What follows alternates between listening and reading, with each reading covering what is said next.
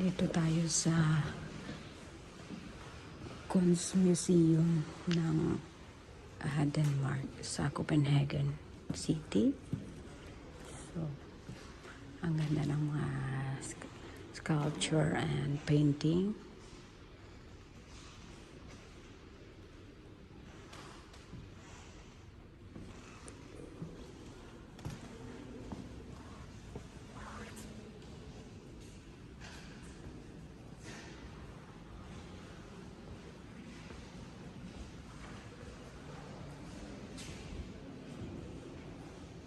Iwasan lang po natin yung mga tao kasi marami po talagang tao dito, pero ano lang, iwas tayo sa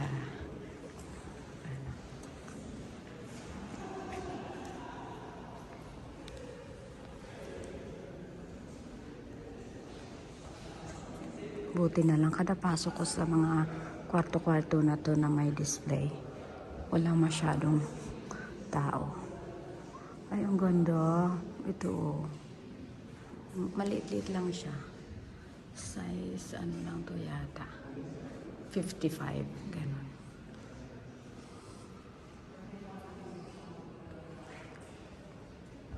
O, tapos pwede kang umupo dito habang pinapagmasdan mo yung mga painting. At saka pwede kang mabasa dyan at makinig ng history ng painting. Siyempre lahat ng paint natin, no, ay may historya yan.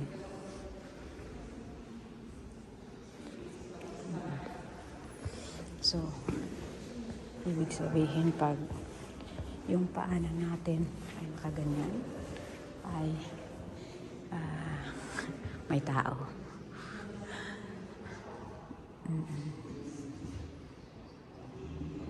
Ang laki po ng painting na to. As in, super.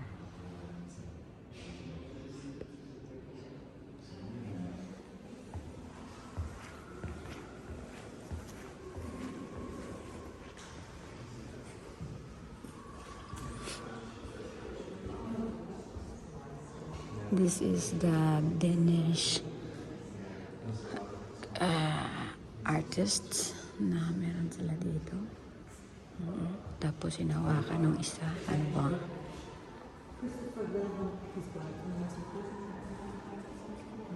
Wala na namang tao.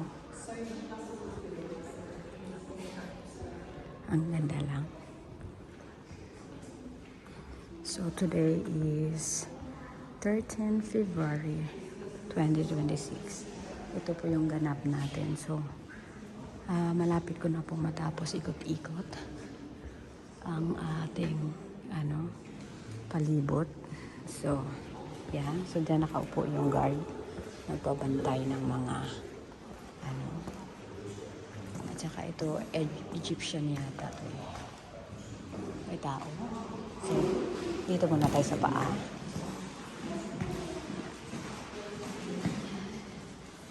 Pero may ito. Egypt, bawal hawakan. Pero may mga matigas talaga ang ulo, no, na humahawak talaga sa pen o sa mga arts.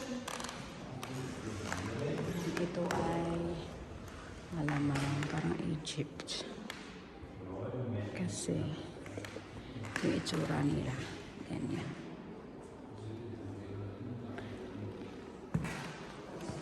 Ganda ng color.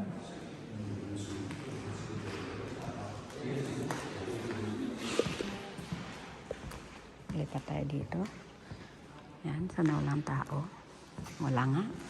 So, pag walang tao, pag gusto tayo ng lakad-lakad.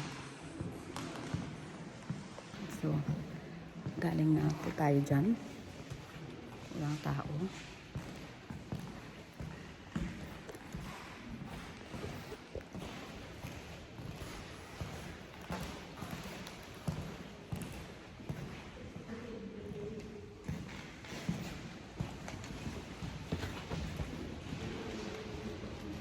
So, balik tayo dito sa ating pinanggalingan.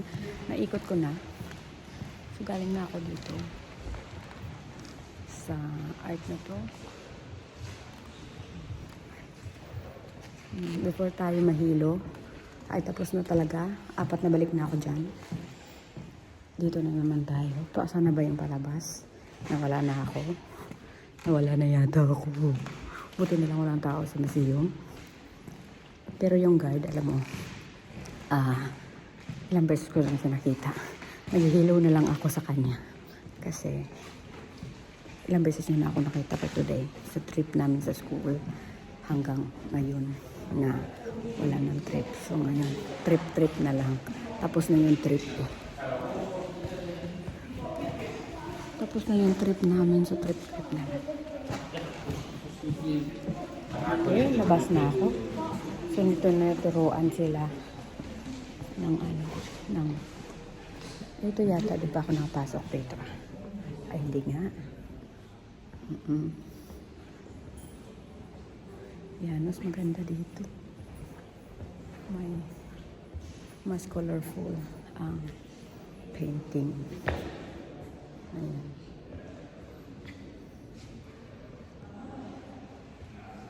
Siyempre, hindi tayo pwedeng mag-ingay kasi museum to. Kailangan tahimik lang tayo.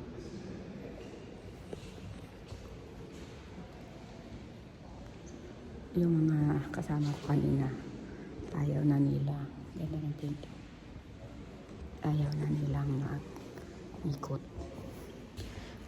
Umikot na ako dito.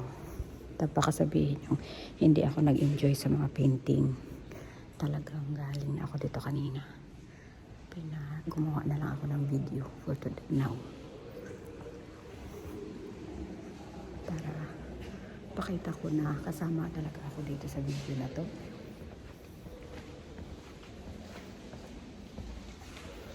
So, palabas na naman tayo. Ayan. May mga tao kasi. So, ibig sabihin yan, pag nakapaan na lang tayo, paan na lang nakikita nyo, ano na lang yan. May mga tao. So, respect to other people. So, ito na nga, ay tayo'y palabas na naman ng isang room ng art museum. Punta tayo sa push down. Ayan. European, galing na ako dyan. French, galing na din ako dyan. So, I don't know. Saan pa tayo? Kasi naikot ko na siya. Yeah. Siguro, mag-ano lang tayo. Magkape. Kasi, yung friend ko sa school, ay nako, na ano siya, ano to, Nordisk Kunst. So it means Nordisk Arts. Nalobat siya. I'm just taking photos. Ja, aber Foto. No, du kannst So, sofort. first, Kunst na kayo. Ja. No, now is to enjoy.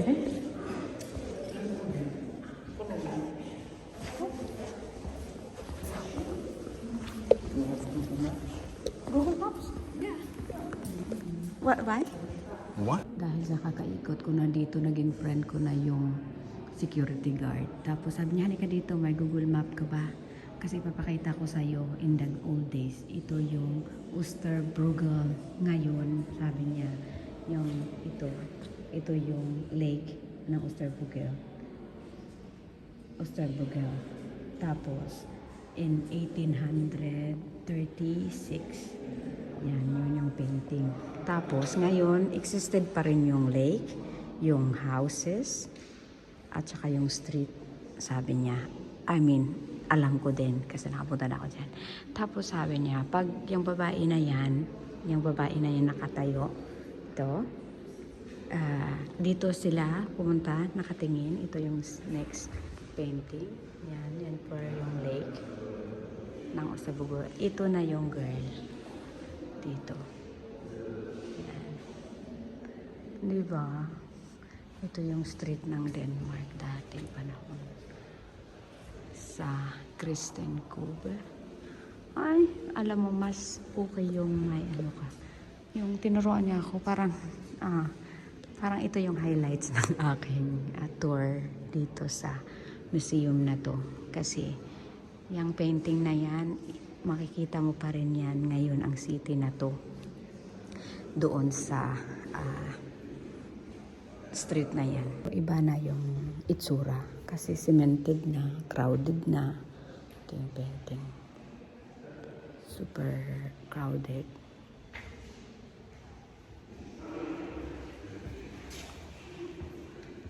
Sa guard. Na ano na siya siguro sa akin na enthusiastic ako sa mga painting.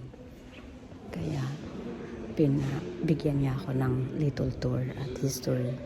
Sayang nga eh. Hindi ko na ano kasi syempre masyadong ano ang mga Danish dito. Privacy. Tsaka bawal magsigdaldal dito. Sige, tayo daldal dito. Sige na. Ako'y pupunta na sa cafe. Dito naman ka-colorful. Siyempre mahilig tayo sa colorful. Dito tayo sa flowers. Yan, si Emil Nolde. Ano to? Kamag-anak ni Pierre Arnoldi. So hanapin natin yung painter ng aking painting sa bahay. Kasi parang may mga painting siya na nandito. Hanapin natin.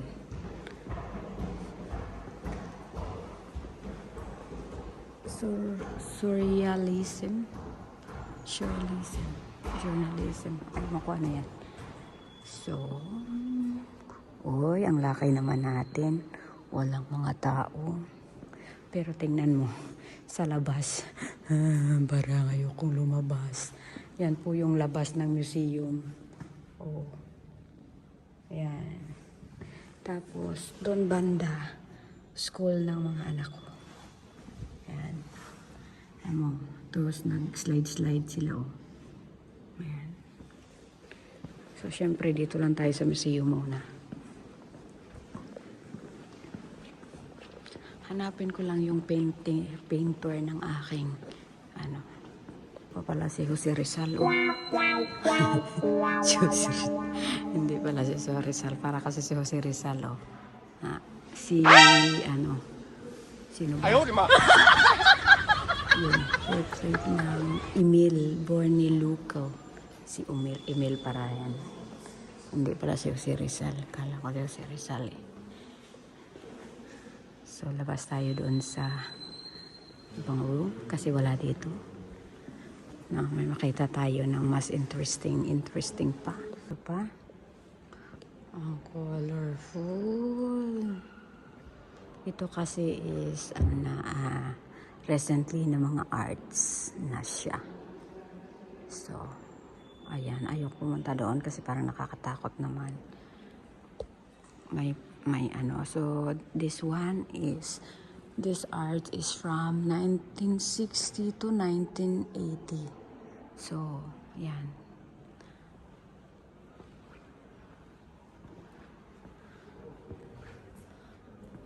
Hindi siya masyadong impressive sa akin. That's my opinion.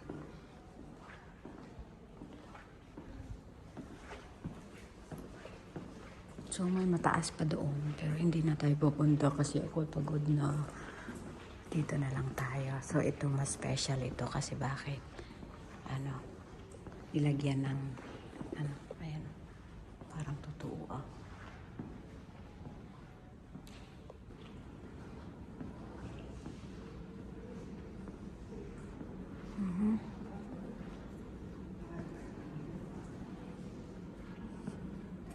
Yan. Ano man to? Parang mga ginawa ng arts, mga sponge. Mga sponge siya. Gawa. Mga sponge lang talaga. Super laki niya. Tapos ito naman parang painting lang ng bata. Na alam mo yung kuris-kuris. Nandito tayo Yan. Pero siyempre ang dami mga maganda pa rin. Pero yun parang kaya kong gawin yun. Ang ganda ng pink ko. Akala ko nga upuan, iuupo ako eh. Pala, arts pala ito. Ayan. Kaloka. Tingnan mo. Yung nanay. Ito is a symbolize talaga to sa pagkananay, no? Para mapasaya lang yung anak natin. Ayan. Ayan. Pag nanay ka, sasakyan ka, ang hirap-hirap para lang maging masaya yung anak mo. Makita mo yung illustration dun at saka shadow sa likod. Parang ganon. Mahirap na pero ginagawa mo pa rin para masaya yung anak mo.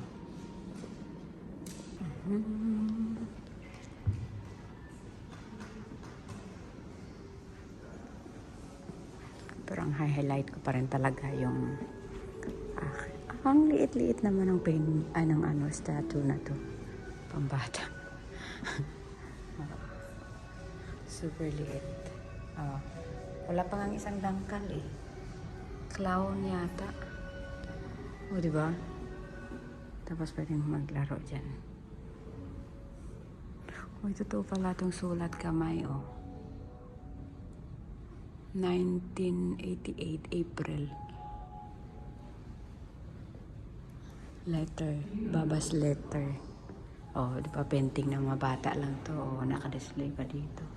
2021 lang daw yan.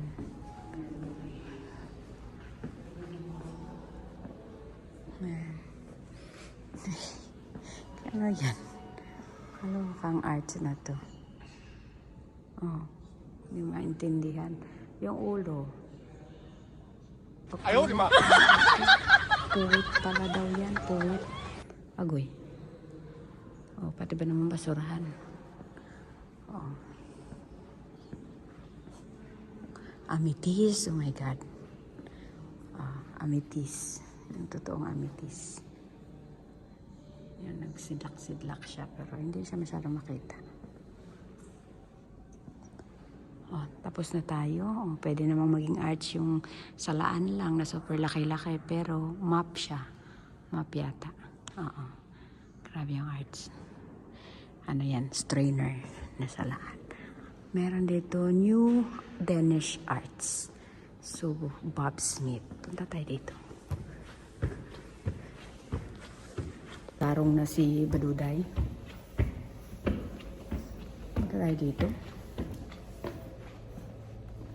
Ano ba yung arts dito ng foam, magtahi. Pwede na pala ako maging arts. Kasi ano ba yan? Yan, arts daw yan eh.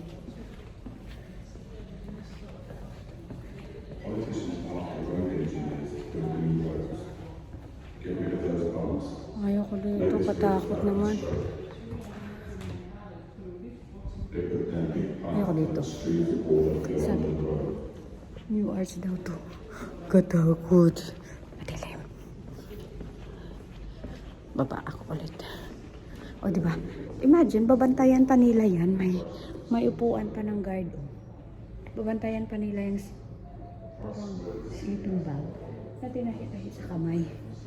Agoy. Baba na lang tayo. Kasi, wala na tayong magagawa dyan. Yan. Wala ang arts, di artista na sana yung papa ko kasi gagawa yun ng mga kahoy. Mga ganyan, mas maganda pa eh. Oh. Diba? Iba talaga klase ng arts. Oh, diba? Basurahan. Yata din yan. Garbage life form. Oh, garbage nga. Sa doctor's garbage. Nakapag-ikot na tayo. Yan po yung lobby sa baba. Naman, si Manong guys. Sabi, natutuwa ako sa kanya. Sabi, dito na tayo. Magkape tayo muna. Pero, nakakatuwa pag mag-deliver sila ng food. Drinks. May pa-flowers.